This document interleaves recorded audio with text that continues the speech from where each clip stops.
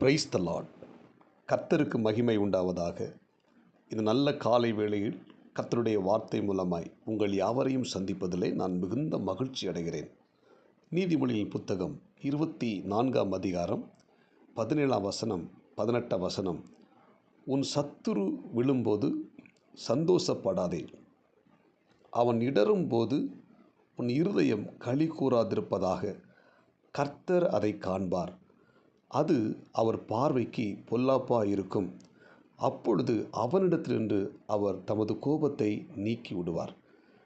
அன்புக்குரிய தேவனுடைய பிள்ளைகளே, இந்த குறிப்பிட்ட வேத பகுதியை நாம் வாசிக்கும்போது, நம்முடைய சத்துருக்கள் விழும்போது நாம் ஒருபோதும் சந்தோஷப்படக்கூடாது.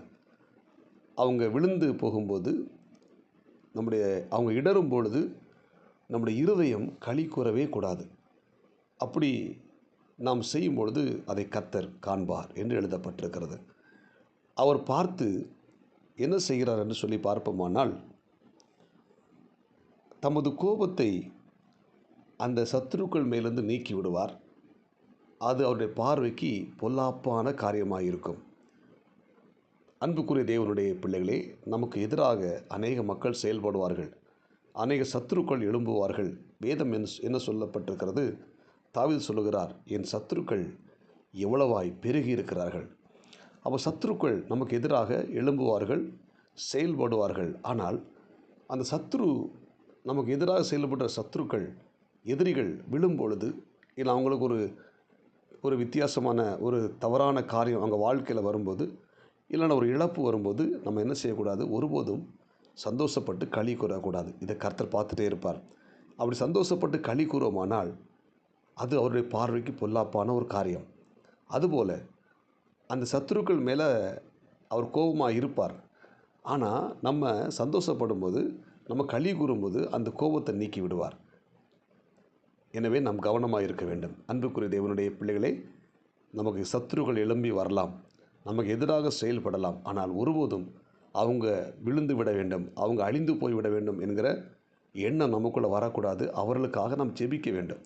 நமக்கு எதிராக செயல்பட்ட மக்களை கர்த்தர் ஆஸ்வதிக்க வேண்டும், அவங்கள பாதுகாத்து கொள்ள வேண்டும் என்கிற நல்ல ஒரு இருதயத்தோடு கூட நம்ம ஜெபிக்கும்போது அதையும் கர்த்தர் கண்டு நம்மை மேன்மைப்படுத்துவார், ஆஸ்வதிப்பார். நீங்கள் பார்த்தீங்கன்னா, தாவீதுடைய வாழ்க்கையில் சவுல் அவனுக்கு எதிராக செயல்பட்டார். எத்தனையோ முறை தாவீதை அழிக்க வேண்டும் என்று சொல்லி அவர் தீவிரமாக செயல்பட்டார். ஆனால் ஒரு நாள் கூட தாவீது சவுலுக்கு எதிராக செயல்படலை. ஒரு முறை அவருக்கு ஒரு வாய்ப்பு வந்தது. சவுல் மலஜாதி பண்ணி கொண்டிருக்கும் பொழுது நல்ல ஒரு வாய்ப்பு, அவரை கொலை செய்வதற்கு நல்ல ஒரு வாய்ப்பு கிடைச்சு. ஆனால் தாவீது அதை செய்யலை. அதற்கு பதிலாக அவருடைய வஸ்திரத்தின் தொங்கலின் ஓரத்தை வெட்டி கொண்டு வந்து விட்டார். அவருடைய சவுலாக இருக்கிற சத்துருவுடைய அந்த வஸ்திர தொங்கலை வெட்டி கொண்டு வந்த நிகழ்ச்சி, அந்த சம்பவம் அவரால் இருக்க முடியல. அவருடைய மனம் படபடக்குது. ஏனென்றால், கர்த்தர் அபிஷேகம் பண்ணப்பட்ட மனுஷன் மேலே கையை வச்சுட்டனே அப்படிங்கிற ஒரு எண்ணம் வந்துச்சு பாருங்கள். சவுல் தாவீதை கொலை செய்யறதுக்கு துடிச்சிட்டு இருக்கிறான். ஆனால் அவனுடைய துணியின் ஓரத்தை வெட்டினது கூட அவன் மனம் பதட்டம் அடைந்து விட்டது. ஐயோ, நம்ம அதை பண்ணிட்டோமே, தவறு என்று சொல்லி அவர் ரொம்ப வேதனைப்பட்டார். அதனால தான் ஆண்டவர் தாவீதை என் இருதயத்துக்கு ஏற்றவன் சொல்லுகிறார். அல்லேலூயா. அதுபோல் இந்த சவுல் எவ்வளோ தாவீதை கொலை செய்வதற்கு பிரயாசப்பட்டாலும் ஒரு நாள் கூட தாவீது சவுலுக்கு எதிராக எழும்பவே இல்லை. இறுதியில் பார்த்திங்கன்னா, சவுல் மரித்து போய் விடுகிறார். யுத்தத்தில் மரித்து போன செய்தியை ஒருத்தன் கொண்டு தாவீதிட்ட சொல்ல ஓடி வர்றான், சந்தோஷத்தோடு கூட வர்றான்.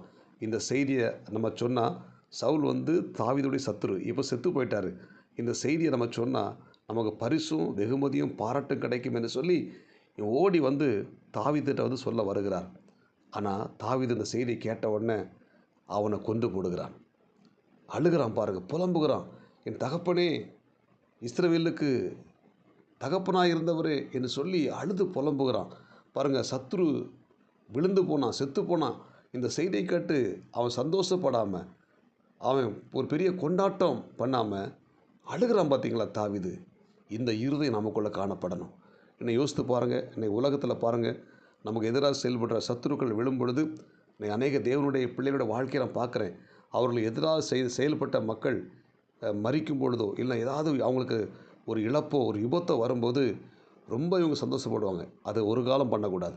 அப்படிப்பட்ட எண்ணம் நமக்குள்ளே வரக்கூடாது.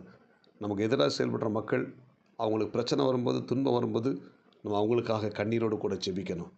இதுதான் நமக்கு ஆண்டவர் கொடுக்கிற ஒரு நல்ல ஒரு இறை வார்த்தை.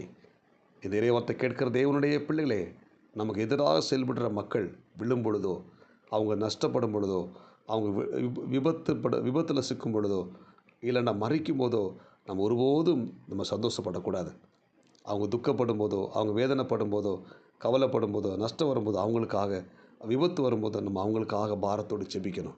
அவங்களுக்காக கண்ணீரோடு கூட ஜெபிக்கும்போது கர்த்தர் நம்மை ஆஸ்வதிப்பார். எனவே இந்த இறைவார்த்தை கேட்கிற தேவனுடைய பிள்ளைகளே, நம்முடைய ஆண்டவர் இயேசு நமக்கு என்ன கற்றுக் கொடுத்திருக்கிறார்? உன் சத்துரு பசியாக இருந்தால் அவனுக்கு ஆகாரம் கொடு. ஆமென். எனவே நாம் சத்துருக்களை நேசிப்போம். அல்லேலூயா. உங்கள் சத்துருக்களை நேசியுங்கள் என்று சொல்கிறாரு. சத்துருக்களை நேசிப்போம். இந்த 2026ஆம் ஆண்டு நமக்கு மிகவும் ஆசீர்வாதமாக இருக்கும்.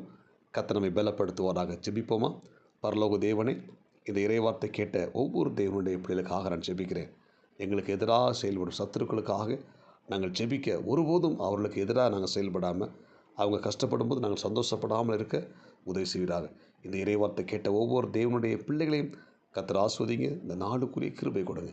இயேசு கிறிஸ்துவின் நாமத்தில் ஜெபிக்கிறோம் நல்ல பிதாவே. ஆமேன். God bless you. உங்கள் யாவரையும் கர்த்தர் ஆஸ்வதிப்பாராக. இந்த நாள் உங்களுக்கு இனிமையாய் அமையட்டும். ஆமேன்.